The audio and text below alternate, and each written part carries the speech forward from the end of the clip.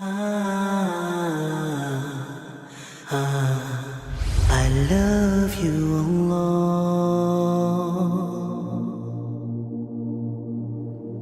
Ibrahim alayhi salam receives a command that he has to take his wife Hajar and his only newborn son Ismail alayhi salam into the middle of a desert, which we now know is Mecca.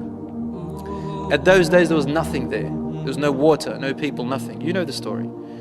To leave them in the middle of the desert and to return without them. Just like that. No sources, no people, no food. Leave them there and come back. And so he went on that journey. Note, Hajar alayhi salam knew nothing about it. All she knew was that they were going on a journey and they're going to come back home. But also note, my dear sisters, how she was obedient and loyal to her husband. Trust between the husband and the wife.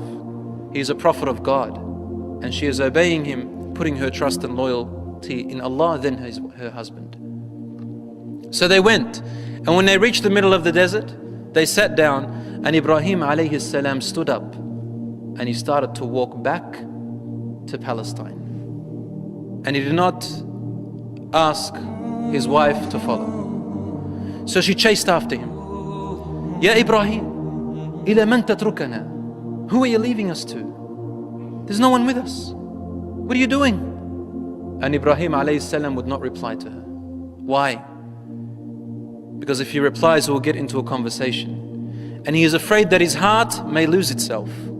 He has to fulfill the command of Allah subhanahu wa ta'ala. Allah has a plan. He just kept walking straight without looking at her. And she kept on following him. Ya Ibrahim, ila man tatrukana? Who are you leaving us to? And he would not reply, just kept walking. Finally, Hajar alayhi salam stopped for a minute and thought. With her piety, with her righteousness, with her knowledge of Allah subhanahu wa ta'ala, she asked one simple question. Ya Ibrahim, Allahu amaraka bihada? Is it Allah who commanded you to do this? And Ibrahim alayhi salam, still without looking at her, he replied in only one answer.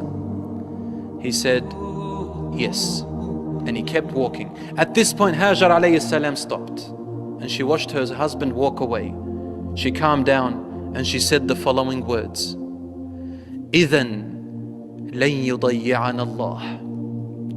Therefore, Allah will not let us go. Allah will not lose us. Allahu Akbar. I want you to put yourself in that position. To us it's an imagination, it's just a story. But imagine you are really there, and it is you, the woman who her husband is commanded to leave her right there, in the middle of nowhere. In the middle of nowhere. There are obviously many men who can't even do what Hajar alayhi salam did. Which man can do that? We are talking about women. Which man can do that? She had the power of 100 men at that time, at heart. She said, إِذَنْ لَنْ يُضَيِّعَنَ اللَّهُ. Allah will not lose us. Such reliance upon Allah subhanahu wa ta'ala. Why would she not be one of those of paradise? This is a perfect example of her. إِذَنْ لَنْ يُضَيِّعَنَ اللَّهُ. Allah will not lose us. And you know the story. She began to run between Safa and Marwa when the food ran out, and Allah subhanahu wa ta'ala gave them water called Ma' Zamzam. And a whole village came and lived around them. And Ismail alayhi salam grew, and Hajar alayhi salam lived among these people. And Allah subhanahu wa ta'ala willed it for them not only to be looked after, but to also grow a whole city, a new tribe, which never existed before. And it lasted out of her honor.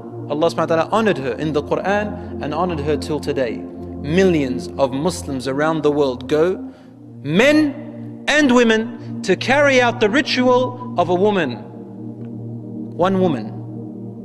What do? We actually hurry between Safa and Marwa. What is it? It's walking and hurrying between Safa and Marwa. Why? Just because of one woman.